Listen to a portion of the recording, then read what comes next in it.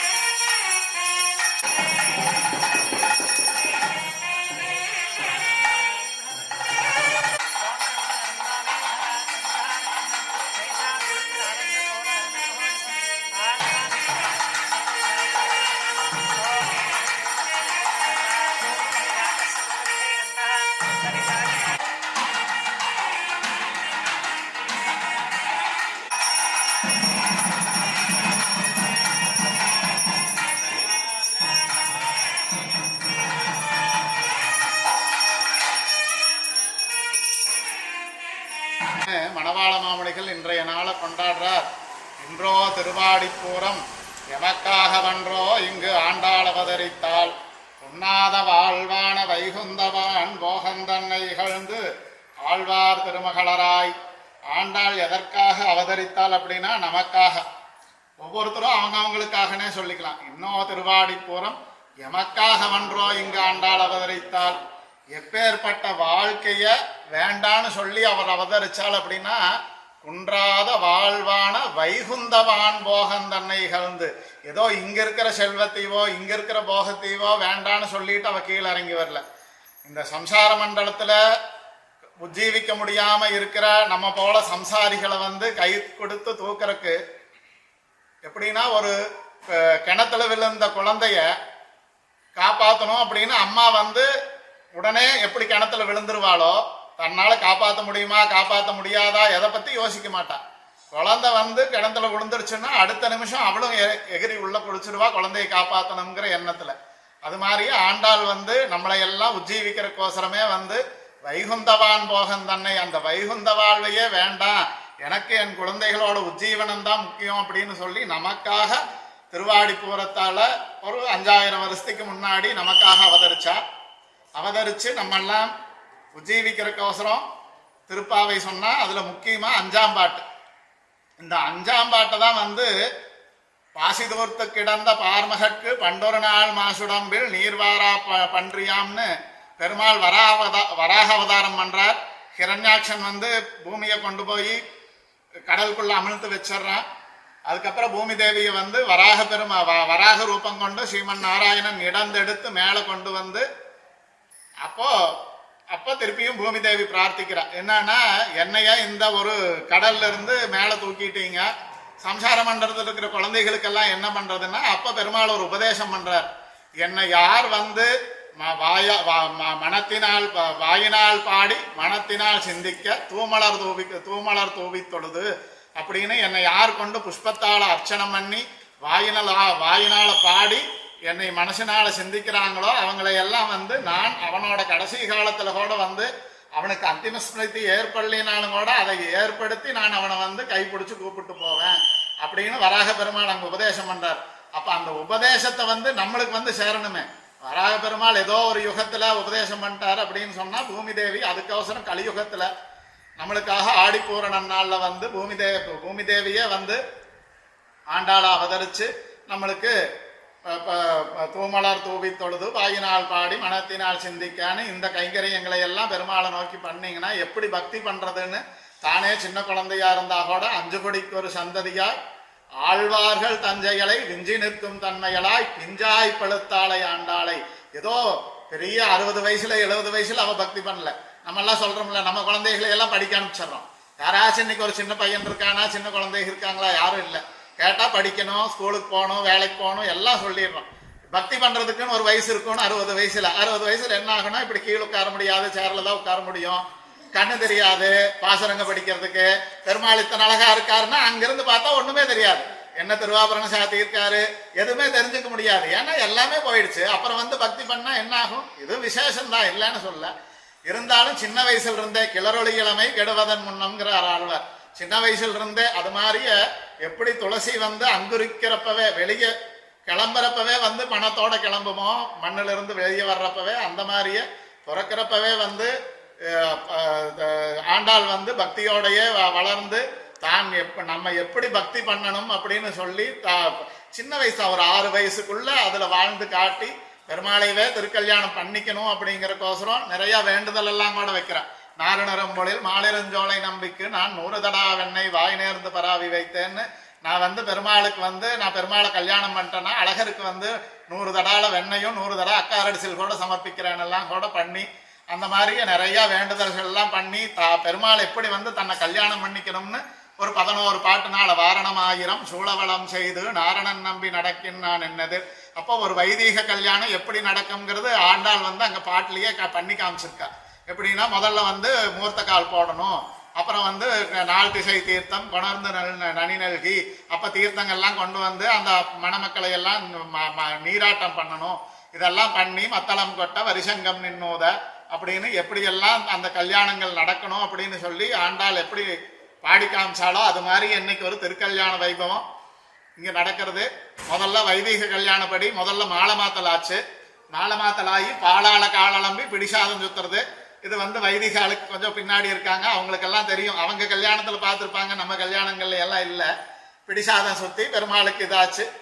அப்புறம் புண்ணியாக வாச்சனம், சங்கல்பம், புண்ணியாக வாட்சணம், அங்குரார்ப்பணம். இதுல பாலிகா பூஜை இடுறது, இது முளைப்பாரி இடுறதுன்னு நம்ம தமிழ்ல சொல்லுவோம். அதை மந்திர ரீதியா இங்க அங்குரார்ப்பணம் ஆச்சு. அங்குரார்ப்பணமாகி ரக்ஷாபந்தனத்துக்கு பூஜையாகி ரக்ஷாபந்தனம் பெருமாள்களுக்கு ஆச்சு. உபயதாரில இருந்து ஆச்சாரியர்களுக்கெல்லாம் ரக்ஷாபந்தனமாகி அதையும் ஆண்டாள் சொன்னபடியே காப்பு நான் கட்ட கனா கண்டேன் தோழி நான்னு காப்பு பெருமாளே தனக்கு கட்டுற மாதிரியே ஆண்டாளும் சொல்றா. அதே மாதிரியே காப்பு கட்டி அதுக்கப்புறம் அக்னி பிரதிஷ்டை. இந்த அக்னிமுகேன தான் எல்லா காரியமும் பண்ணணும் அப்படின்னு சொல்லிருக்கிறதுனால அக்னிமுகேன அக்னி பிரதிஷ்டையாகி திருமாங்கல்யத்துக்கு பூஜையாகி இப்ப இதுக்கு முன்னாடி நடந்ததுக்கு பேர் கோத்திர பிரவணம்னு பேர். இது ரொம்ப முக்கியமா கல்யாணங்கள்ல மாப்பிள்ளை எந்த கோத்திரத்தை சேர்ந்தவர், யாரோட பேரன், யாரோட பையன், இப்ப அவர் பேர் என்ன அப்படின்னு சொல்லி அவர் எந்த நட்சத்திரத்துல பிறந்தார் என்ன இதுங்கிறது பெருமாளோட பெருமை. இதுல பெருமாளோட பெருமையும் ஸ்ரீதேவி யாரோட பார்கவ மகரிஷியோட பொண்ணாவும், பூமி தேவி கஷ்யப மகரிஷியோட பொண்ணாவும், நம்ம கோதாதேவி விஷ்ணு சித்தரோட பொண்ணாவும் எல்லாத்தையுமே அவர் சொன்னார். கொஞ்சம் கூர்ந்து கவனிச்சிருந்தா அந்த பக்கம் இந்த பக்கம் பராக்கு பார்க்காம கேட்டிருந்தா அது நல்லா புரிஞ்சிருக்கும். இந்த தடவை புரியலைன்னா அடுத்த தடவை திருக்கல்யாணோத்சவம் நடக்கிறப்ப அப்பவாவது கூர்ந்து கேளுங்க. அப்ப அவங்க யாராரா எப்படி எப்படி எப்படி எத்தனை பெருமை வாய்ந்தவர்கள் இங்க உட்கார்ந்து இருக்காங்கன்னு தெரியும். அங்கிருந்து பார்த்தா தெரியும், ஒண்ணுமே தெரியல. அப்படியே ஒரு ஜோதிர்மயமா இருக்காங்க இன்னைக்கு நம்ம பெருமாளெல்லாம். அங்கிருந்து பார்த்தா ஒரு கண்ணு மூக்கு வாயி ஒரு ஒண்ணுமே தெரியல. அப்படியே ஒரு ஜோதி ஸ்வரூபமா இங்க பெருமாள் இருக்கார். இப்போ இது வரைக்கும் கன்னியாதானம், அதாவது கோத்திர பிரவணமாயி கன்னியாதானமாச்சு. நீ அடுத்தது லக்னாஷ்டகம். லக்னம் தவறக்கூடாது அப்படிங்கிறக்கோசரம் அந்த 8 ஸ்லோகத்தினால லக்னாஷ்டகம் ஆகும். லக்னாஷ்டகமாகி திருமாங்கல்ய தாரணம். திருமாங்கல்ய தாரணம் ஆனதுக்கு அப்புறம் ராஜஹோமமாகி பூர்ணாகுதி ஆகும். அதுக்கப்புறம் வாரணமாயிரம், அப்புறம் மிச்சம் இருக்கிற விசேஷங்கள்லாம் அப்படியே தொடர்ந்து நடக்கும். எல்லாரும் இதே மாதிரியே இப்படியே அமைதியா இருந்து எல்லாத்தையும் அன்வைக்கணுமான்னு கேட்டுக்கிறோம். இப்ப லக்னாஷ்டகமாகும்.